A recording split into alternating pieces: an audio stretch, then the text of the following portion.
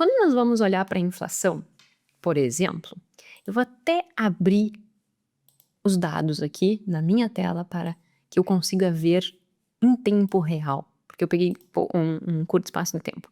Para quem não sabe, se tu entrares no site do Banco Central, nós temos o histórico tanto de taxa Selic quanto de taxa de inflação, IPCA.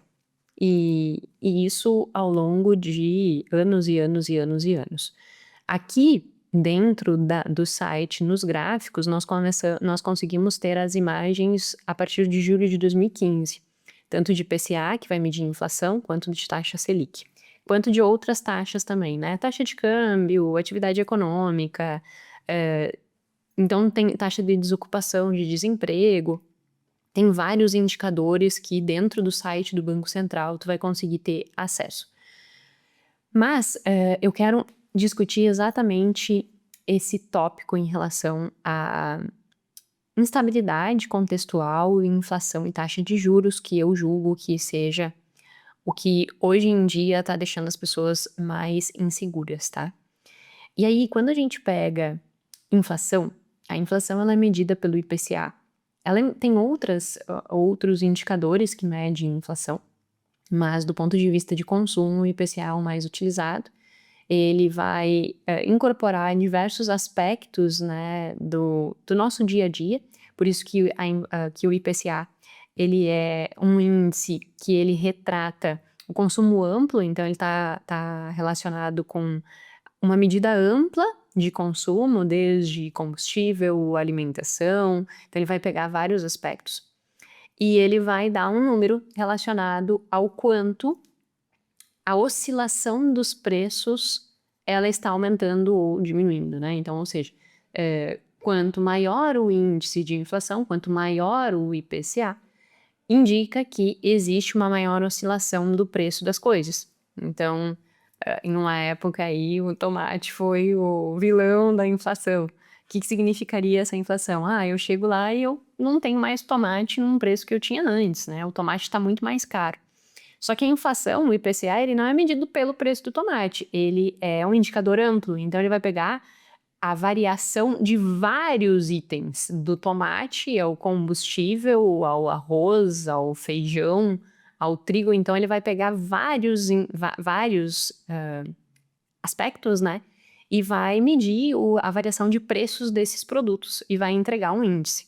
Assim como ele vai medir essa variação de preço no consumo de pessoas que ganham desde um salário mínimo até pessoas que ganham 40 salários mínimos.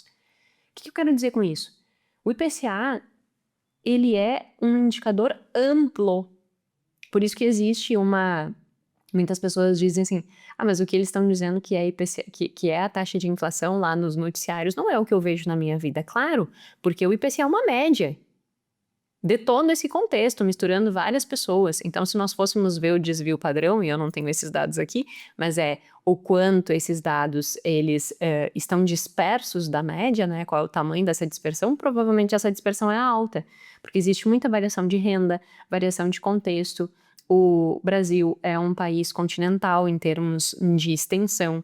Nós temos pessoas, né, com uma renda muito alta, outras pessoas muito baixa.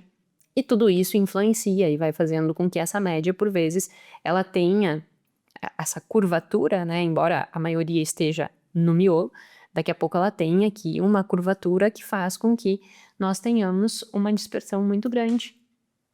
E que tu não esteja no meio desse indicador, mas que tu esteja mais para as pontas, seja para baixo ou para cima, e isso faz com que tu tenha uma sensação diferente do que ele está mostrando ali. Por que eu tô falando tudo isso? Porque eu escuto reclamações constantes mas Jéssica, como sobreviver, sendo que o supermercado tá tão caro? E aí, o que eu quero dizer com esse entendimento? Primeiro, tu tem que entender o que significa esse mercado muito caro, sabe? Porque será que é realmente o supermercado geral que está caro ou é os produtos que você adquire que estão caros?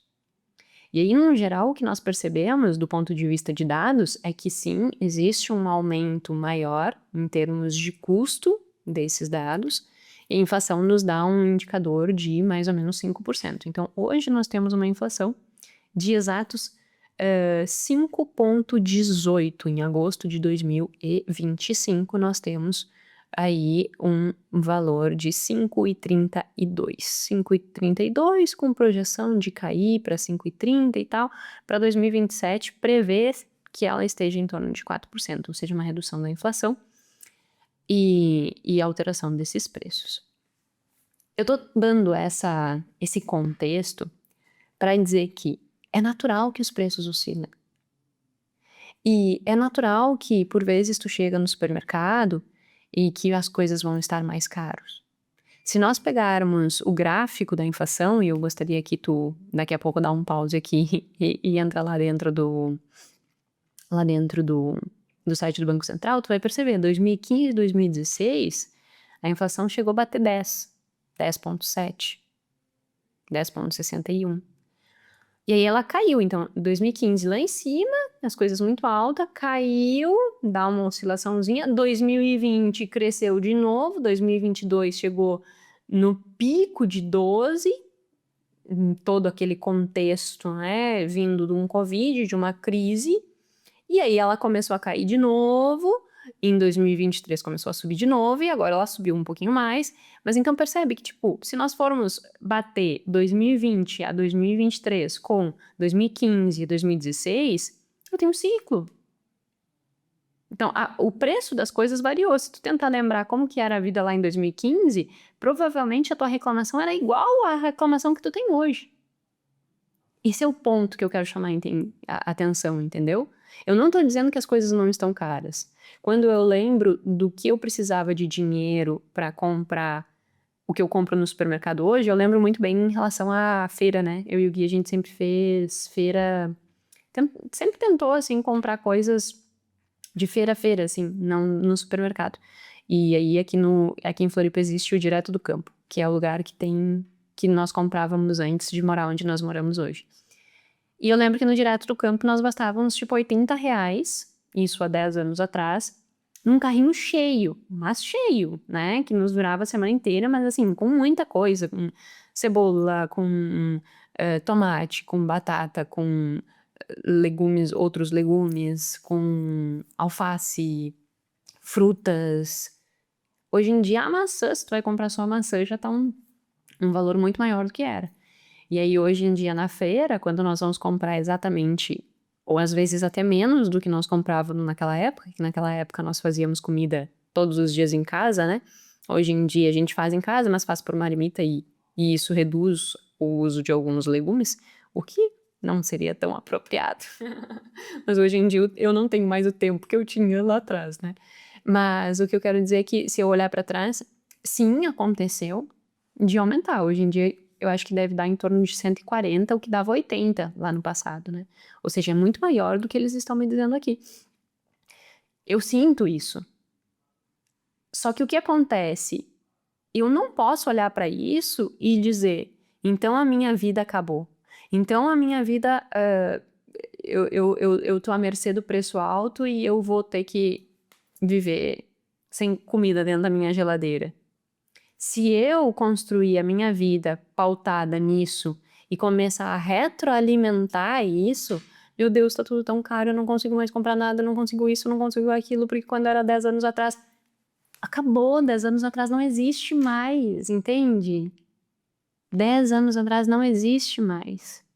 O que nós temos hoje é o contexto que nós temos hoje. O que nos reserva é o que, diante do contexto, eu posso fazer para mim, para minha vida. Porque eu não mudo esse contexto. As pessoas me perguntam, ai, Jéssica, tu não acompanha tudo que tá acontecendo, isso aqui? Eu digo, não, porque eu não posso fazer absolutamente nada em relação às variações, às economia, a política, que é uma grande vergonha. Eu não posso fazer nada em relação a isso. Então, se eu ficar assistindo, me conhecendo como eu me conheço, isso vai corroer o meu bom humor. Eu vou ficar ansiosa, eu vou ficar irritada, eu vou ficar braba. Então eu me protejo como? Não olhando essas coisas.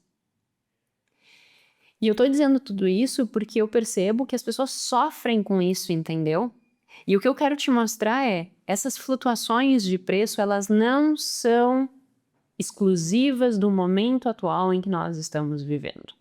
Existe uma economia que é cíclica e existe uma necessidade de cada um de nós se organizar independente do que esteja acontecendo na economia. Mas, Jéssica, a economia me influencia? É óbvio que sim, eu não estou dizendo que ela não te influencia. Mas como que a variação da economia como um todo pode gerar um menor nível de prejuízo para a tua vida se você tiver planejamento financeiro? E isso é comportamento. E aí entra um tópico que eu julgo que é muito importante. A maior parte das pessoas, quando começam a ruminar esse tipo de pensamento, mas é que tá tudo muito caro, mas é porque eu tô com dívida, mas é porque a taxa de juros do empréstimo tá cara, mas é porque eu não consigo viver mais, porque o aluguel tá isso, porque o aluguel tá aquilo. A maior parte das pessoas que vivem nesta condição, elas se perguntam, como que eu cheguei aqui? Por que que tá acontecendo isso comigo? Por que que só comigo é difícil?